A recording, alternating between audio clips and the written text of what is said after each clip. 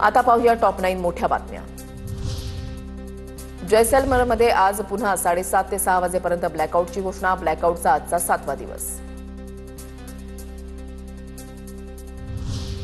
मुख्यमंत्री फडणवीसांची 1.5 तास नागरी लष्करी समन्वय विषयावर बैठक। तिन्ही दलाच्या अधिकारी आणि प्रशासकीय अधिकाऱ्यांसोबत फडणवीसांची चर्चा।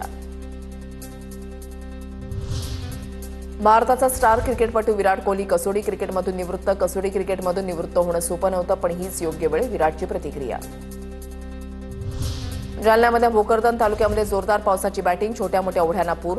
सोयगाव देवी, त्याच्यानंतर कुंभारी, बेलोरा, गारखेडासह आसपासच्या परिसरामध्ये अवकाळी पावसाचा तडाखा। फळबाग उत्पादक शेतकरी चिंताग्रस्त। जळगावच्या सराफ बाजारामध्ये सोन्याच्या दरामध्ये मोठी घट। गेल्या 48 तासामध्ये दरामध्ये 2,800 रुपयांची घसरण। सोन्याचे दर 93,800 रुपयांवर पोहोचले। उद्या 10वीचा निकाल जाहीर होणार। उद्या दुपारी 1 वाजता 10वीचा ऑनलाईन निकाल पाहता येणार।